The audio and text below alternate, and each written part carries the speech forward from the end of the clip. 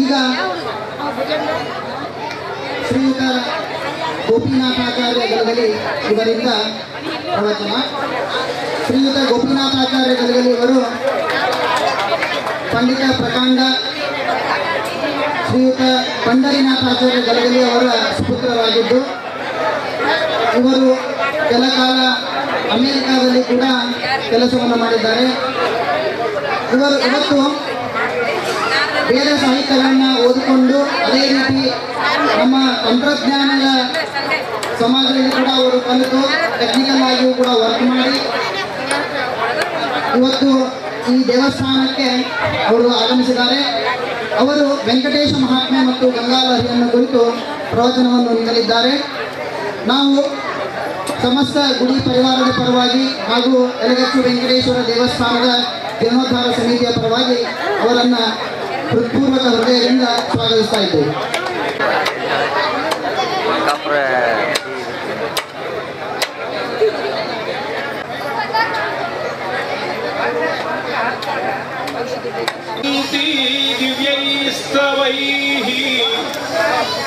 ವೇದೈಃ ಸಾಂಗ ಪದಕ್ರಮೋಪನಿಷದೈಃ ಗಾಯಂತಿ M ಸಮಗಾಃ ಧ್ಯಾನಾವಸ್ಥಿತ ತದ್ಗತೇನ ಮನಸಾ ಪಶ್ಯಂತಿ M ಯೋಗಿನಃ ಯಸ್ಯ ಅಂತಂ ನ ವಿದುಃ ಸುರಾಸುರಗಣಾಃ ದೇವಾಯ ತಸ್ಮೈ ನಮಃ. ಸಾಂದ್ರಾನಂದ ಪುರಂದರಾದಿ ನಿಮಿಷದ್ ವೃಂದೈಃ ಅಮಂದಾದರಾತ ಆನಮ್ರೈಃ ಮುಕುಟೇಂದ್ರ ನೀಲಮಣಿಭಿಃ ಸಂದರ್ಶಿತೇಂದಿರಂ. ಯಲಗಚ್ಚ ಅನ್ನೋದು ಅರ್ಥಪೂರ್ಣವಾದ ಹೆಸರು. ನೋಡಲಿಕ್ಕೆ ಏನು ಹೆಸರು ಇದು ಅನ್ನಿಸ್ತದೆ. ಎಲ ಅಂದರೆ ಚಂಚಲ ಅಂತ ಅರ್ಥ. ತರಗೆಲೆ, ಗಾಳಿಗೆ ಬಿದ್ದು ಅಲುಗಾಡತಕ್ಕಂಥ ನಶ್ವರವಾಗಿರ್ತಕ್ಕಂಥ ಒಣಗಿದ ಎಲೆ, ಅದಕ್ಕೆ ಎಲ ಅಂತಾರೆ. ಚಂಚಲವಾದದ್ದು, ಹಗುರಾದದ್ದು, ಯಾವುದೇ ಭಾರ ಇಲ್ಲದೆ ಇರತಕ್ಕಂಥದ್ದು. ನಾವೆಲ್ಲ ಎಲ್ಲರೂ ಜೀವಿಗಳು. ಮನಸ್ಸು ಬಹಳ ಚಂಚಲ. ಜೀವನದೊಳಗೆ 108 ಆಕರ್ಷಣೆಗಳಿಂದ ಆಕರ್ಷಿತರಾಗಿ ಎಲ್ಲಿ ಬಂತಲ್ಲಿ ಮನಸ್ಸು ಎಲ್ಲಿ ನಮ್ಮನ್ನು ಕೊಂಡೊಯ್ತದೋ ಅಲ್ಲಿ ಹೋಗ್ತಾ ಇರ್ತೀವಿ. ಅಂಥವರನ್ನ ವೆಂಕಟೇಶ ಸ್ವಾಮಿಯ ಸನ್ನಿಧಿ ಗಚ್ಚ, ದೃಢವಾಗಿ ಕೂಡಿಸಲಿಕ್ಕೆ, ಗಚ್ಚಾಗಿ ಕೂಡಿಸ್ಬೇಕು ಅಂತ ದೃಢವಾಗಿ ಕೂಡಿಸಲಿಕ್ಕೆ ಒಂದು ಆಧ್ಯಾತ್ಮಿಕ ಕೇಂದ್ರವನ್ನ ಈ ಯಲಗಚ್ಚ ಗ್ರಾಮದಲ್ಲಿ ಮಾಡಬೇಕು ಅಂತ ನಿಮ್ಮ ಇಚ್ಛಾ ಅಲ್ಲ. ವೆಂಕಟ ಸ್ವಾಮಿಯ ಇಚ್ಛಾ ಸಾವಿರಾರು ವರ್ಷಗಳ ಹಿಂದೆ ಆಗಿತ್ತು. ಅದರ ಕಾರಣವಾಗಿ ಈ ವೆಂಕಟೇಶ್ವರ ದೇವಸ್ಥಾನ, ನನಗೆ ಯಾರೋ ಹೇಳಿದರು 1000 ವರ್ಷದ ಹಿಂದಿನ ದೇವಸ್ಥಾನ ಇದು ಅಂತ. ಅಷ್ಟು ಪ್ರಾಚೀನ ದೇವಸ್ಥಾನ. ಅದರ ಜೀರ್ಣೋದ್ಧಾರ ಕಾರ್ಯ ಸದ್ಭಕ್ತರಿಂದ ಇವತ್ತು ನಡೀತಾ ಇದೆ. ಪ್ರಪ್ರಥಮವಾಗಿ ಇವತ್ತು ಇಲ್ಲಿ ಭಜನೆ ಮಾಡಿರ್ತಕ್ಕಂಥ ತಾಯಂದಿರಿಗೆ ಸಾಷ್ಟಾಂಗ ಪ್ರಣಾಮ. ಇದೊಂದು ಅಸಾಧಾರಣವಾದ ಸಾಧನೆ ಅಂತ ನಾನು ಭಾವಿಸ್ತೇನೆ. ಅನೇಕ ಆ ಉದ್ದು ಕುಂಕುಮ ಹಚ್ಕೊಂಡು ಕಚ್ಚಿ ಉಟ್ಕೊಂಡು ಕೂತಿರೋದು ನೋಡಿದಾಗ ನನಗೆ ನನ್ನ ತಾಯಿ ನೆನಪಾಗಿತ್ತು. ಆ ತಲೆಮಾರಿನವ್ರಿಗೆ 2 ಮಾತು ಹೇಳ್ತಿದ್ದೆ, ನಾನು ಜಗಳಾಡ್ತಿದ್ದೆ ನಮ್ಮ ತಾಯಿ ಸಂತ. ಏನು ಮಾಡ್ಬೇಕು ನೀವು ಅಂದ್ರೆ, ಪ್ರತಿನಿತ್ಯ ಮನೆಯಿಂದ ಸ್ವಲ್ಪ ಹೊತ್ತರೆ ಹೊರಗೆ ಹೋಗು. ಮುಂಜಾನೆ ಎದ್ದಾಗಿನಿಂದ 4 ಗಂಟೆನೋ 5 ಗಂಟೆನೋ ಎದ್ದಾಗಿನಿಂದ ರಾತ್ರಿ 10, 11 ಗಂಡು ಮಲಗು ತನಕ ಮಲಗು ಹಂಗಿಲ್ಲ. ಅದು ನಿಶಾಚರ ಪ್ರಾಣಿ ಆಗಿತ್ತಂದ್ರೆ 1, 2. ಅದಕ್ಕೆ ಮುಂಜಾನೆ ಹಿಡಿದ ಸಂತನಕ ಮನೆ ಒಳಗೆ ಅಡಿಗೆ ಕೆಲಸ, ಊಟ, ಉಪಗಾರಣಿ, ಸಾರಸರಂಗೋಳಿ ಇದ್ರೊಳಗೆ ಇರಬೇಕು ಜೀವ. ಹೊರಗಿನ ಗಾಳಿ ಬಡಿಯು ಹಂಗೆ ಇಲ್ಲ. ಅದಕ್ಕೆ ನಾ ಹೇಳ್ತಿದ್ದೆ, ಅವ ದಿನ ಒಂದು ಅರ್ಧ ತಾಸರಿ ವಾಕಿಂಗಿಗೆ ಹೋಗಿ, ಹುಚ್ಚ ನಮ್ಮ ವಯಸ್ಸಿನವ್ರು ಅಂದರೆ ವಾಕಿಂಗಿಗೆ ಹೋಗ್ತಿರ್ತಾರೆ. ಮನುಷ್ಯರಲ್ಲಿ ನಿಮ್ಮ ವಯಸ್ಸಿನವ್ರು ದಿನ ಒಂದು ಅರ್ಧ ತಾಸರೆ ಹೊರಬೀಳ್ರಿ ಅಂತ ಹೇಳ್ತಿದ್ದೆ. ಮತ್ತು ಇನ್ನೊಂದು ಏನಾಗ್ಬೇಕ್ರಿ ಅಂದ್ರೆ, ಅವರಿಗೆ ರಿಕಗ್ನಿಷನ್ ಸಿಗಬೇಕು, ಅವರನ್ನು ಗುರುತಿಸ್ಬೇಕು ಸಮಾಜದಲ್ಲಿ. ಗಂಡಸರು ಚಂದ ಚಂದ ಡ್ರೆಸ್ ಹಾಕ್ಕೊಂಡು ಕ್ರಾಪ್ ಬಾಚ್ಕೊಂಡು ಹೊರಗೆ ಅಡ್ಡಾಡ್ಬೇಕಾದ್ರೆ ಒಳಗೆ ಜೀವ ಸತ್ತು ಸುಣ್ಣಾಗಿರ್ತದೆ ಮನೆಯೊಳಗೆ. ನಮಗೆ ಅಡುಗೆ ಮನೆಯೊಳಗೆ ನಮ್ಮ ನಾಲಿಗೆಗೆ ಒದಗತಕ್ಕಂಥ ರುಚಿಕರವಾದ ಶುಚಿಯಾದ ಆಹಾರವನ್ನು ಈಗ ನೋಡ್ರಿ ಅನೇಕ ವೈಜ್ಞಾನಿಕ ಉಪಕರಣಗಳು ಬಂದವ. ಫ್ರಿಜ್ ಬಂದದ, ಓವೆನ್ ಬಂದದ.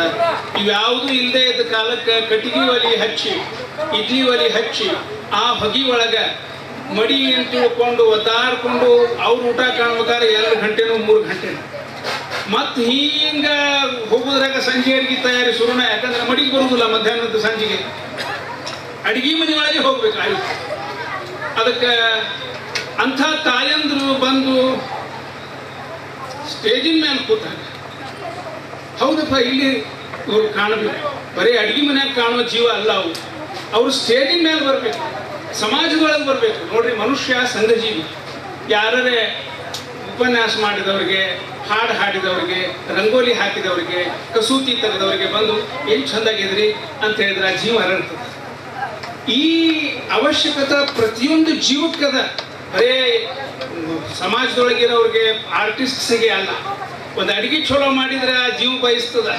ಮಗ ತಲೆ ಕೆಳಗೆ ಹಾಕೊಂಡು ಊಟ ಮಾಡ್ತಿದ್ರೆ ಯಾಕೋ ಸಾರು ನೆಟ್ಟಗಾಗಿಲ್ಲೇನೋ, ಅವ್ನ ತಲೆ ಒಳಗೆ ಆಫೀಸ್ ಕೊರಿತಿರ್ತದೆ. ಅವ ಸಾರೆಲ್ಲ ಚಲೋ ಆಗ್ಯದ, ಮತ್ತೆ ಯಾಕೆ ಹಂಗಾರೆ ಸುಮ್ಮ ಕೂತಿ.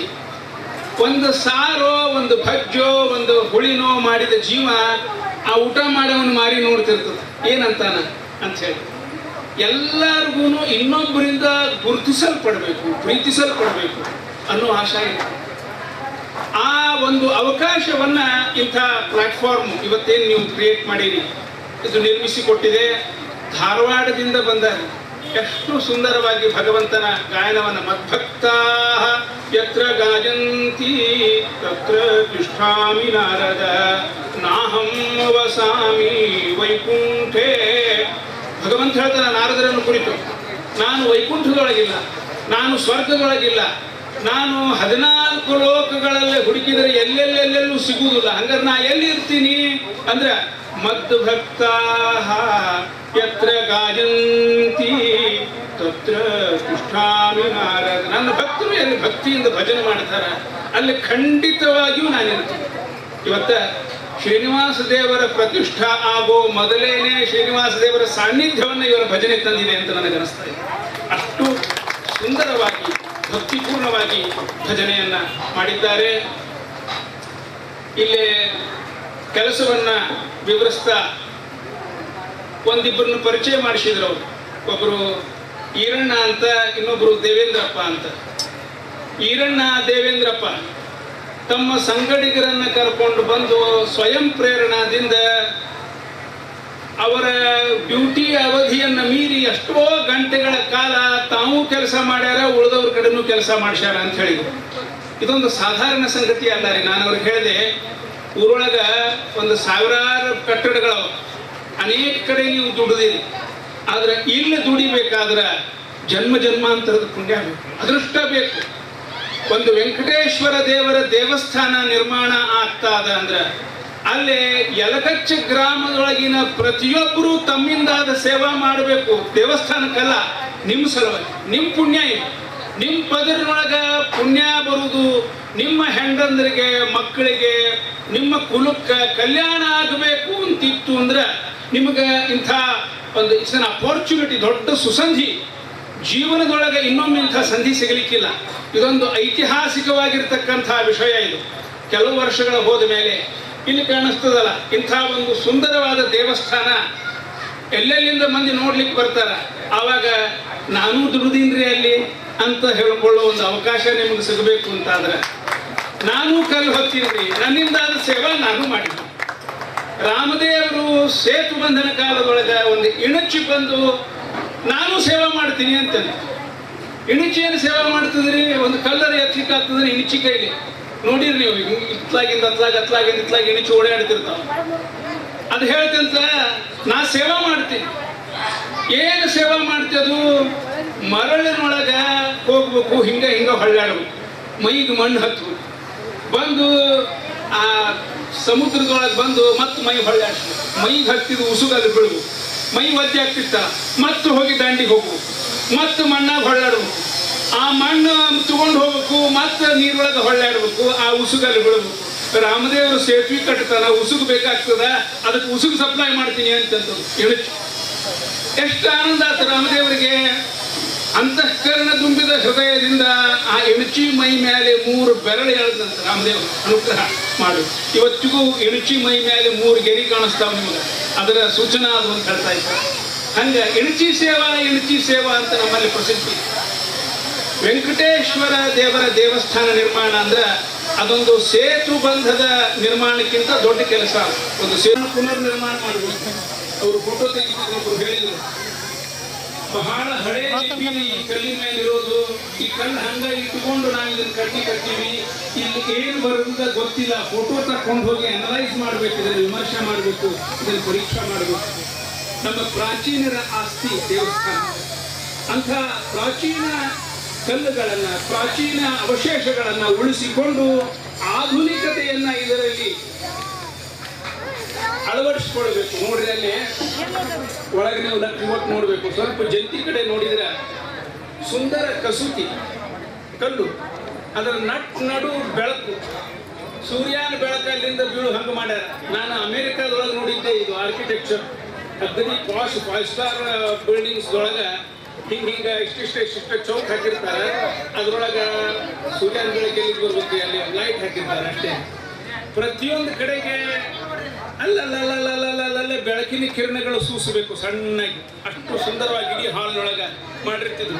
ಇಲ್ಲ ಅಂಥ ದೇವರ ಬೆಳಕಿನ ಕಿರಣಗಳು ವೆಂಕಟೇಶ್ವರ ದೇವರ ದರ್ಶನಕ್ಕೆ ಬರ್ತಾ ಇವೆಯೋ ಅನ್ನೋ ಹಾಗೆ ಅಷ್ಟು ಸುಂದರವಾಗಿ ಆ ಪ್ರಾಚೀನ ಕಲ್ಲುಗಳನ್ನು ಉಳಿಸಿಕೊಂಡು ಆಧುನಿಕತೆಯನ್ನು ಅಳವಡಿಸಿಕೊಂಡು ಈ ದೇವಸ್ಥಾನದ ನಿರ್ಮಾಣ ಕಾರ್ಯ ನಡೀತಾ ಇದೆ.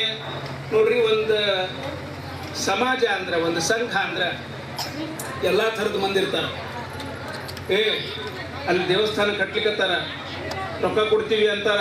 ಅಲ್ಲಿ ಇಂದ್ರ ಪುಲ್ಕಸಾಹ ಆಭೀರ ಕಂಕಾಯವನಾಶ್ಯಕಾದಯ ಏನೇಚ ಪಾಪಾಹ ಯದಪಾಶ್ರಯಾಶ್ರಯಾತ್ ಶುದ್ಧ್ಯಂತಿ ತಸ್ಮೈ ಪ್ರಭವಿಷ್ಣವೇ ನಮಃ. ಭಾಗವತ 2ನೇ ಸ್ಕಂಧದಲ್ಲಿ ಬರ್ತಕ್ಕಂಥ ಶ್ಲೋಕ ಇದೆ.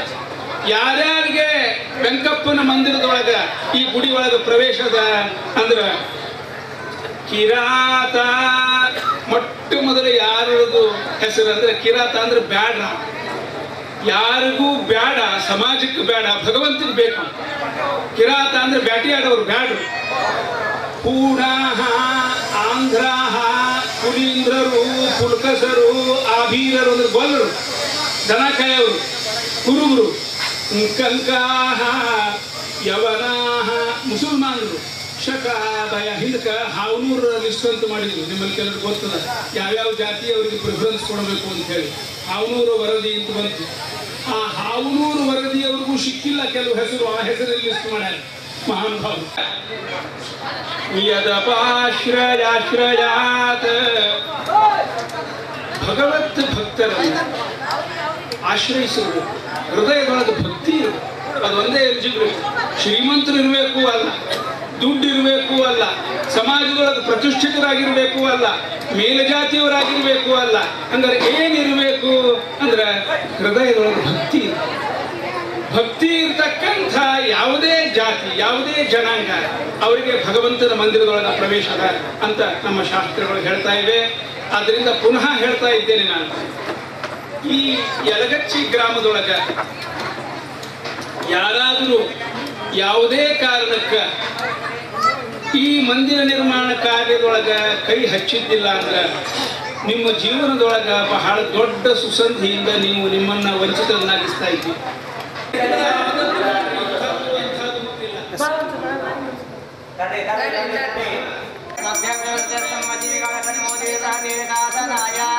ಓಂ ಗ್ರಹ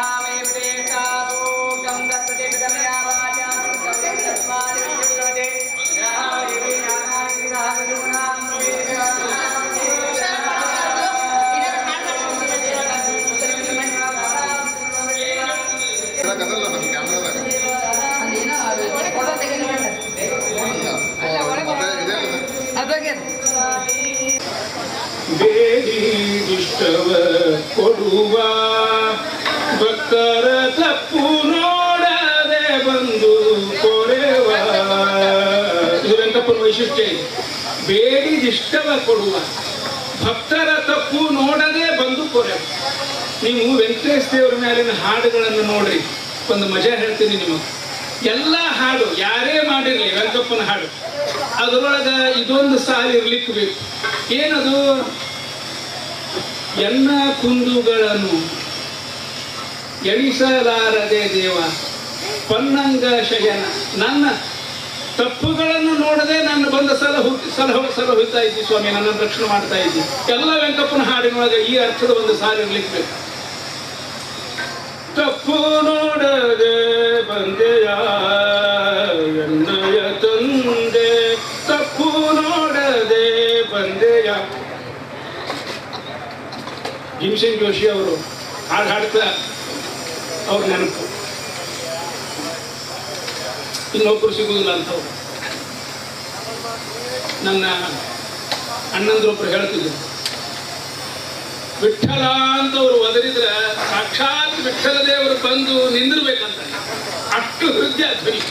ಆದ್ರೆ ಬರುವುದಿಲ್ಲ, ಯಾಕಂದ್ರೆ ಕೋಟಿ ಸ್ವಲ್ಪ ಕುಡಿತಾನ ಅವರು ಗಾಯಕ ಅಂತ ಚಾಟಿ ಮಾಡ್ತೀವಿ. ಅಷ್ಟು ಹೃದಯವಾದ ಧ್ವನಿ. ತಪ್ಪು ನೋಡದೆ ಬಂದೆಯ, ಇದು ವೆಂಕಟೇಶ ದೇವರ ವೈಶಿಷ್ಟ್ಯ. ಜೀವನದೊಳಗೆ ಬೇಕಾದ ತಪ್ಪು ಮಾಡಿದ್ರೆ ನೀವು, ಪಂಚಮಹಾಪಾತಕಗಳನ್ನು ಮಾಡಿರಿ, ವ್ಯಭಿಚಾರಿಯಾಗಿರಲಿ, ದರೋಡೆಕೋರ ಆಗಿರಲಿ, ಸುಲಿಗೆ ಮಾಡಿದವ ಆಗಿರಲಿ, ಮತ್ತೊಬ್ಬರ ಮನೆಗೆ ಕನ್ನ ಹಾಕಿದವ ಇರಲಿ, ಮತ್ತು ಏನೇನು ತಪ್ಪುಗಳನ್ನು ಜೀವನದೊಳಗೆ ಮಾಡಿರಿ ಅವನ್ನೆಲ್ಲ ನೆನೆಸ್ಕೋರಿ. ನಿಮಗ ಆದರೂ ಉದ್ಧಾರದ ಮಾರ್ಗ. ವೆಂಕಪ್ಪನ ಹತ್ರ ಬಂದು ಪಶ್ಚಾತ್ತಾಪ ದಗ್ಧ ಮನಸ್ಸಿನಿಂದ ಸ್ವಾಮಿ ಇಂದಿನ ತನಕ ಏನೇನು ಅಪರಾಧ ಮಾಡೀನಿ ಅದನ್ನು ಕ್ಷಮಾ ಮಾಡು ಅಂತ ಕೇಳ್ಕೊಂಡ್ಬಿಡ್ರಿ. ಇನ್ನೊಮ್ಮೆ ಮಾಡುವುದಿಲ್ಲ ಅಂತ ನಿರ್ಧಾರ ಮಾಡ್ರಿ, ಆ ಸ್ವಾಮಿ ನಿಮ್ಮ ಕೈ ಹಿಡಿದು ಕಾಪಾಡ್ತಾರೆ. ಇದು ಶಾಸ್ತ್ರಕಾರರ ವಚನ, ಇದು ನಾನು ಹೇಳೋ ಮಾತಲ್ಲ.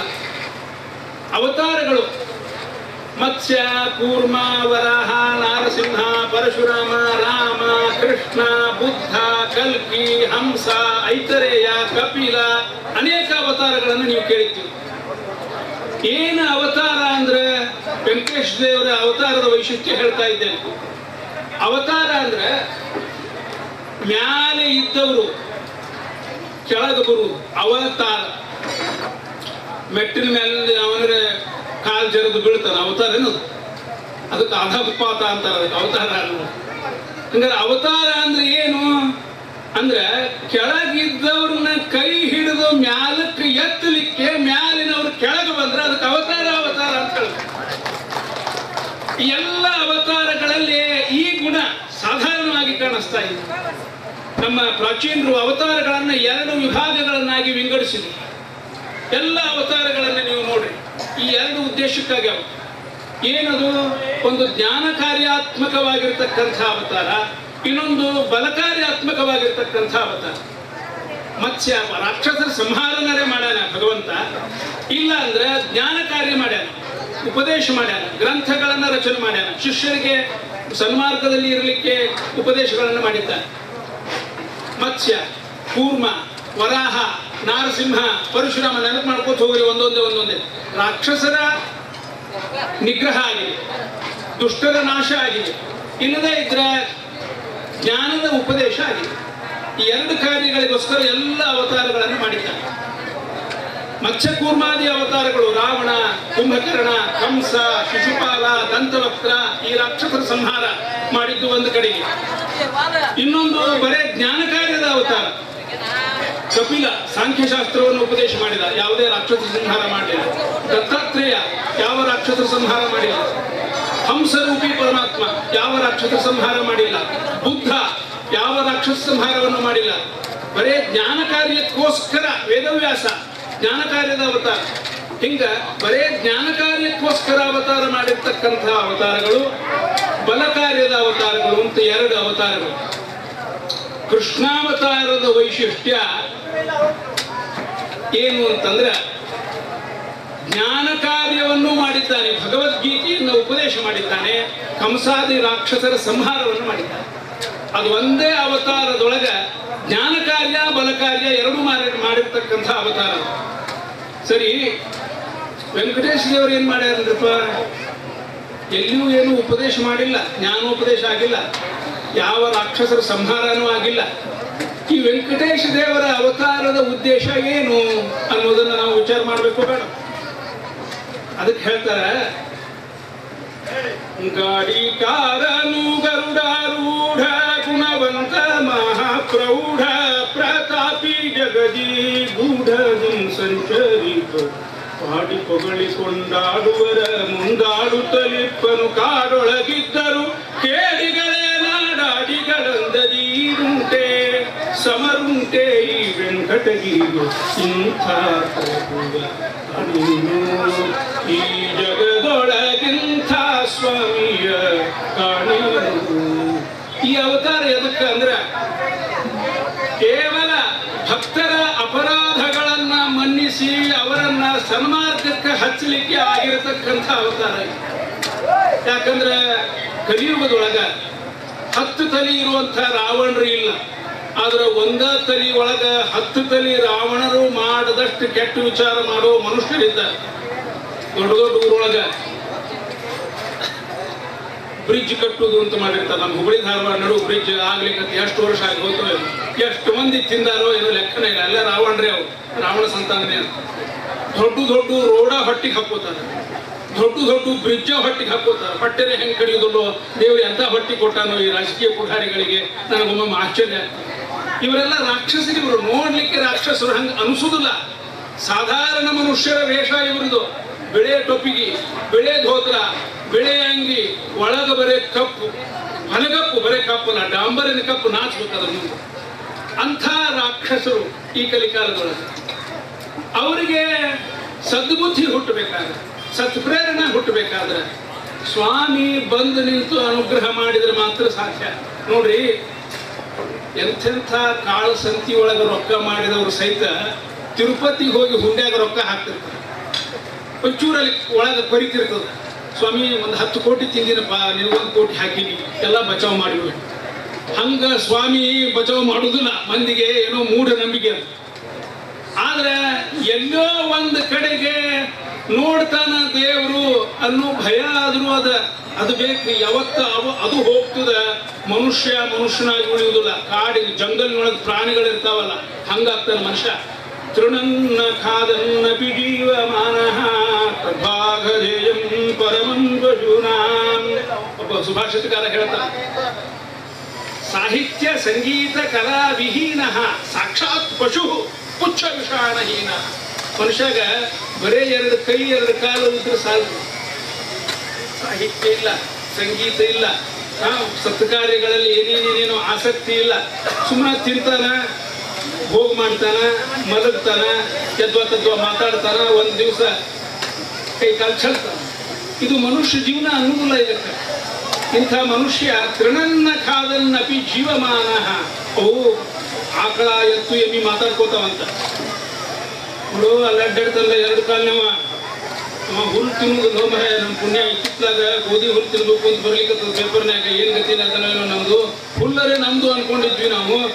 ಅವು ಅಡ್ಡಾಡ್ತಾವ್ರ 2 ಕಾಲಿನ ಪ್ರಾಣಿ, ನಮ್ಗಿಂತ ಬಾದೋ ಮರ ಯಾವು. ಹಾಲು ಕೊಡ್ತೀವಿ, ಸಗಣಿ ಕೊಡ್ತೀವಿ, ನಮ್ಮ ದೇಹದ ಪ್ರತಿಯೊಂದು ಅಂಗಗಳು ಉಪಯೋಗ ಆಗ್ತಾವ. ಇದೇನದ 2 ಕಾಲಿನ ಪ್ರಾಣಿದು ಅಂತ ಮಾತಾಡ್ಕೋತಾವಂತ. ಹಂಗ ಮನುಷ್ಯನಲ್ಲಿ ಧಾರ್ಮಿಕ ಪ್ರವೃತ್ತಿ ಜಾಗೃತ ಆಗಬೇಕಾದ್ರೆ ದೇವಸ್ಥಾನಗಳು. ಒಂದು ಊರಿನೊಳಗೆ ಒಂದು ದೇವಸ್ಥಾನ ಇದ್ರೆ ಇಡೀ ಊರಿಗೆ ಒಂದು ಆತ್ಮ ಬಂತ. ಶರೀರದೊಳಗೆ ನೋಡ್ರಿ, ನಿಮ್ಗೆ ನೆನಪಿರ್ಲಿ, ಕಷ್ಟು ಪುಷ್ಟ ಕೈ, ಒಳ್ಳೆ ಕಟ್ಟು ಮಸ್ತ್ ದೇಹ, ಕಿಂಗ್ ಕಾಂಗ್ ಇದ್ದಂಗೆ, ತಾರಾ ಸಿಂಗ್ ಇದ್ದಂಗಿದ್ದಾನೆ. ಒಳಗಿಂದ ಪ್ರಾಣ ಹೋತು ಅಂದ್ರೆ ಅವೆಲ್ಲ ಕಟ್ಟು ಮಸ್ತ್ ಕೈ ಕಾಲು ಎಲ್ಲ ಹಂಗೆ ಇರ್ತಾವು. ಹೆಣ ಅಂತಾರ ಅದಕ್ಕೆ, ಮನುಷ್ಯ ಅನ್ನೋದಿಲ್ಲ ಅದಕ್ಕೆ.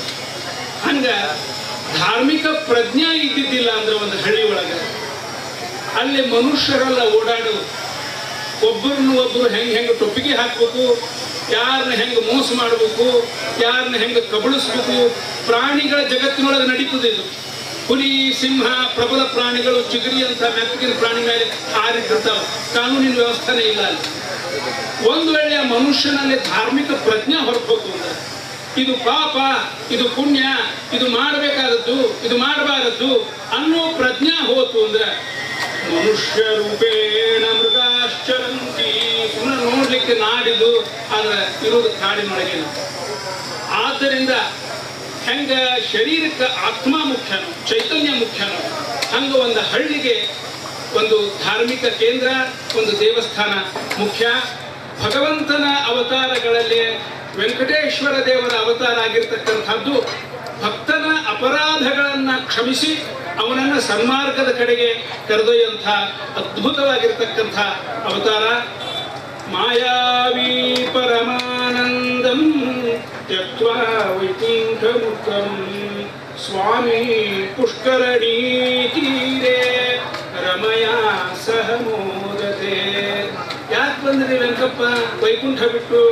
ಅಲ್ಲೇನು ದುಡ್ಡಿಗೆ ಕಡಿಮಿತ್ಯ, ನೀರಿನ ಕೊರತಿತ್ತ, ಕಳಸ ಬಂಡೂರು ಯೋಜನಾ ದಂಡ ಇತ್ತ. ಸ್ವಾಮಿ ಯಾಕೆ ಬಿಟ್ಟು ಬಂದ? ಪರಮಾನಂದ, ವೈಕುಂಠ ಪರಮ ಆನಂದಕರವಾಗಿತ್ತು.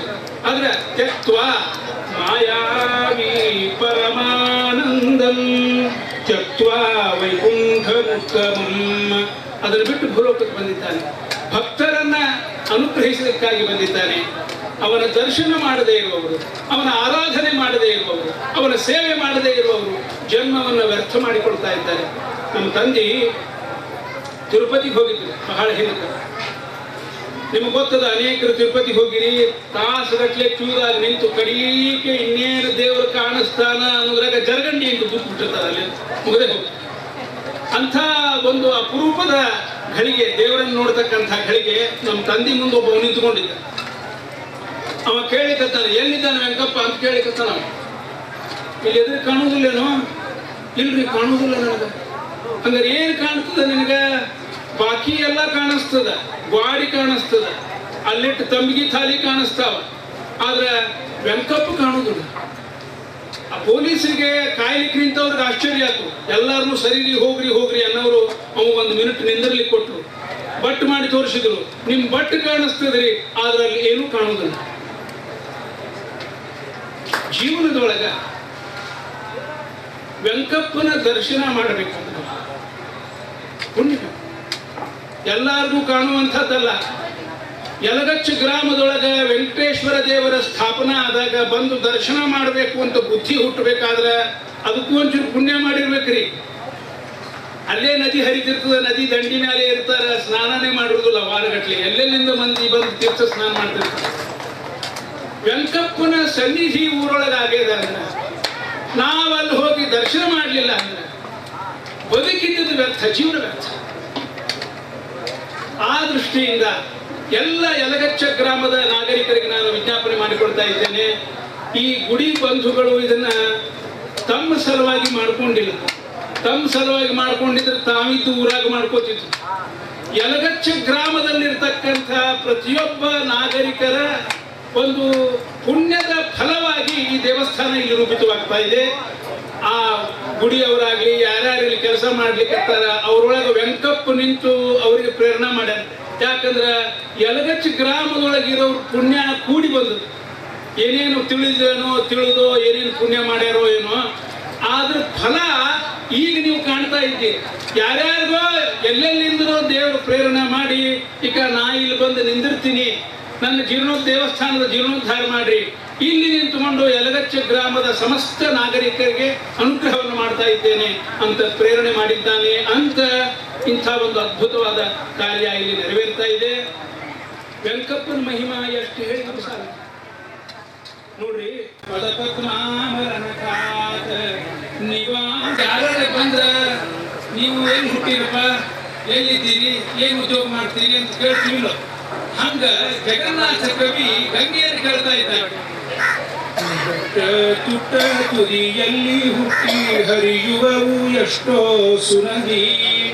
ಯಾರಮ್ಮ ನೀನು ಅಂದ್ರೆ ಎಲ್ಲಾ ನದಿಗಳು ಬೆಟ್ಟದ ತುದಿಗೆ ಹುಟ್ಟುತ್ತಾವ, ತಪ್ಪಲ ಪ್ರದೇಶದೊಳಗೆ ಹರಿತಾವ, ಸಮುದ್ರ ಸೇರ್ತಾವ. ಬೆಟ್ಟ ತುಟ್ಟ ತುದಿಯಲ್ಲಿ ಹುಟ್ಟಿ ಹರಿಯುವವು ಎಷ್ಟೋ ಸುನದಿ. ಅಲ್ಲಿ ಶಿವನ ಶಿರದಟ್ಟ ಮೆಟ್ಟಿ ಮೆರೆಯುವರು ಎಷ್ಟು ಜಗದಿ. ಗಂಗ ನಿನ್ನ ಸೌಭಾಗ್ಯ ಎಂಥದ್ದು. ಶಿವನ ಈ ಒಂದು ಸಮಾರಂಭದಲ್ಲಿ ನಾವು ಮತ್ತೊಮ್ಮೆ ಪಂಡರಿನಾಥಾಚಾರ್ಯ ಗಲಗಲಿ ಅವರ ನೆನಪನ್ನು ಮಾಡಿಕೊಳ್ಳುವಂಥ ಒಂದು ಅವಕಾಶ ಸಿಕ್ಕಿತ್ತು. ಗಂಗಾಲಹರಿಯನ್ನು ಮತ್ತು ಈ ವೆಂಕಟೇಶ್ವರ ದೇವಸ್ಥಾನದ ಬಗ್ಗೆ ಮತ್ತು ವೆಂಕಟೇಶ್ವರನನ್ನು ಯಾವ ರೀತಿ ನಾವು ಪೂಜೆ ಮಾಡಿದರೆ ಅಥವಾ ಸೇವೆ ಮಾಡಿದರೆ ಚೆನ್ನ ಅನ್ನೋ ಒಂದು ಮಾತನ್ನು ಕೂಡ ಶ್ರೀಯುತರಾದ ಗೋಪಿನಾಥಾಚಾರ್ಯ ಗಲಗಲಿ ಅವರು ತಿಳಿಸ್ಕೊಟ್ಟಿದ್ದಾರೆ. ಸಣ್ಣ ಸಣ್ಣ ಏನಿದ್ದಾರೆ ಇಲ್ಲಿ ಅಂತ ಇಲ್ಲಿ ಪ್ರಥಮ ಬಾರಿಗೆ ಬಂದಂತಹ ಜನರಿಗೆ ಒಂದು ಯೋಚನೆ ಬಂದಿತ್ತು, ಗಮನಕ್ಕೆ ಬಂದದ್ದಕ್ಕೆ ಈ ಮಾತನ್ನು ಹೇಳ್ತಾ ಇದ್ದೀನಿ. ಈ ಒಂದು ದೇವಸ್ಥಾನದಲ್ಲಿ ಮೊದಲಿಗೆ ಭೂವರಾಹನ ದರ್ಶನ ಆಗ್ತದೆ, ನಂತರ ಪದ್ಮಾವತಿಯ ದರ್ಶನ ಆಗ್ತದೆ, ಅನಂತ ಶಯನನ ದರ್ಶನ ಆಗ್ತದೆ, ಹಾಗೂ ಮಹಿಷಮರ್ದಿನಿ ದುರ್ಗೆಯ ಒಂದು ದರ್ಶನ ಮಾಡಿಕೊಂಡು ನಂತರ ನೀವು ವೆಂಕಟೇಶ್ವರನನ್ನು ದರ್ಶನ ಮಾಡಿಕೋಬೇಕು. ಶ್ರೀದೇವಿ ಭೂದೇವಿ ಸಹಿತ ವೆಂಕಟೇಶ್ವರ ಈ ಇಡೀ ಭಾರತ ದೇಶದಲ್ಲಿ ಏಕೈಕವಾದಂತಹ ಈ ಮೂರ್ತಿ 7 ಹೆಡೆಯ ಸರ್ಪವನ್ನು ತನ್ನ ತಲೆಯ ಮೇಲಿಟ್ಟುಕೊಂಡು ಕಠಾರಿಯನ್ನು ಸೊಂಟದಲ್ಲಿಟ್ಟುಕೊಂಡಂತಹ ಈ ವೆಂಕಟೇಶ್ವರ ದೇವಸ್ಥಾನ ಒಂದು ಅಭೂತಪೂರ್ವವಾದಂತಹ ದೇವಸ್ಥಾನ. ಆಚಾರ್ಯರು ಅದೇ ರೀತಿ ತಿಳಿಸಿದಂತೆ ಇದು ಸುಮಾರು 10ನೇ ಶತಮಾನದ್ದು.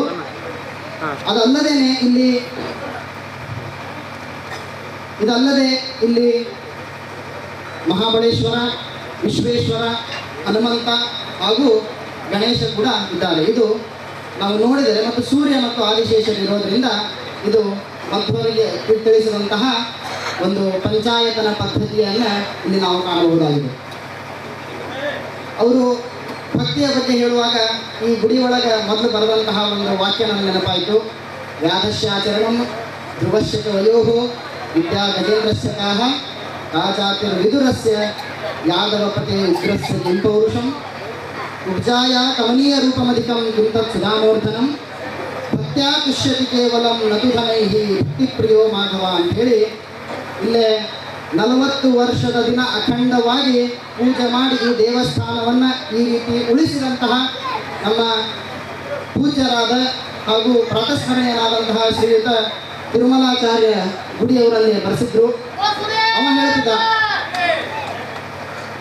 ಅತ್ಯಂತ ಖುಷಿ ಒಳಗೆ ಅವ ಇಲ್ಲಿ ಮಾಡಿದ ನಮಗೆಲ್ಲ ದಾರಿದೀಪವಾಗಿ ಇವತ್ತು ಸಂಚರಣ ಏರ್ಭುಜ ಜೊತೆ ಕೇಶವಾಲಯ ದರ್ಶನೆ ಅಂತ ಹೇಳಿ ಈ ಕೃಷ್ಣಾಮೃತ ಮಹಾನವರಲ್ಲಿ ಹೇಳ್ತಾರೆ. ನಾವು ಯಾವುದೇ ಕೇಶವಾಲಯಕ್ಕೆ ಬರದೆ ಕೇಶವನ ಸೇವೆ ಮಾಡದೆ ಇರುವಂತಹ ಕಾಲುಗಳು ಕಣ್ಣುಗಳು ಕೂಡ ವ್ಯರ್ಥ ಅಂತೇಳಿ ಹೇಳುತ್ತದೆ.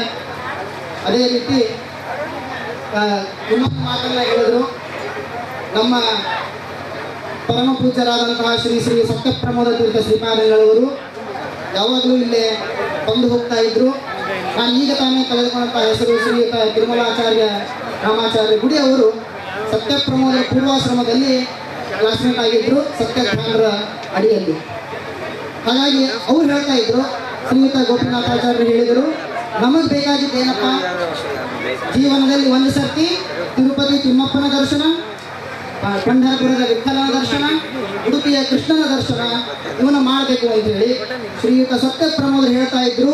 ಒಂದೇ ದಿನದಲ್ಲಿ ಒಂದೇ ಗಂಟೆಯಲ್ಲಿ ಈ 4 ಕ್ಷೇತ್ರಗಳ ದರ್ಶನ ನನಗೆ ಆಗ್ತದ ಅಂತೇಳಿ ತಿರುಪತಿಯ ತಿಮ್ಮಪ್ಪನ ಲೆಕ್ಕದಲ್ಲಿ ಯಲಗಚ್ಚಿನ ವೆಂಕಟೇಶ, ಪಂಢರಪುರದ ವಿಠಲನ ಲೆಕ್ಕದಲ್ಲಿ ಕರ್ಜಿಗಿಯ ವಿಠಲ ಮಂದಿರ ಹಾಗೂ ಕೋಣೆಯ ತಂಬಿಗೆ ಕೃಷ್ಣ, ಇದು ಅಲ್ಲದೇನೆ ಇನ್ನೊಂದು ಎತ್ತರವಾಗಿ ಹೊಸ ರೀತಿಯಲ್ಲಿ ಮಂತ್ರಾಲಯ ರಾಯರ ದರ್ಶನ ನನಗೆ ಆಗ್ತದ ಅಂತ ಹೇಳಿ ಸತ್ಯಪ್ರಮೋದರು ಹೇಳಿದಂತಹ ಮಾತನ್ನು ನೆನಪಿಸಿಕೊಳ್ಳಿ ನನಗೆ ಖುಷಿ ಆಗ್ತದೆ, ಬಹಳಷ್ಟು ಆನಂದ ಆಗ್ತದೆ. ಈ ರೀತಿ ಇವತ್ತು ಮೊದಲನೇ ದಿನ ನಮ್ಮ ಯಲಗಚ್ಚು ವೆಂಕಟೇಶ್ವರ ದೇವಸ್ಥಾನ ಹಾಗೂ ಪರಿವಾರ ದೇವತೆಗಳ ಪುನರ್ ಪ್ರಾಣ ಪ್ರತಿಷ್ಠಾಪನೆ ಮತ್ತು ಜೀರ್ಣೋದ್ಧಾರ ಕಾರ್ಯದ ನಿಮಿತ್ತ ಮೊದಲ ದಿನದಲ್ಲಿ ಅತ್ಯಂತ ಸುಲಲಿತವಾಗಿ ಉತ್ತಮ ಕಂಠದಿಂದ ಹಾಗೂ ಅವರ ತಂದೆಯ ನೆನಪನ್ನು ಮಾಡಿಸಿಕೊಟ್ಟಂಥ ಒಂದು ಒಳ್ಳೆಯ ರೀತಿಯಲ್ಲಿ ನಮಗೆ ಒಂದು ಜ್ಞಾನವನ್ನು ನೀಡಿದ್ದಕ್ಕೆ ಶ್ರೀಯುತ ಗೋಪಿನಾಥಾಚಾರ್ಯ ಗಲಗಲಿ ಅವರಿಗೆ ನಾನು ಹೃದಯ ತುಂಬಿ ನನ್ನ ಧನ್ಯವಾದಗಳನ್ನು ಅರ್ಪಿಸ್ತಾ ಇದ್ದೀನಿ. ಹರೇ ಶ್ರೀ.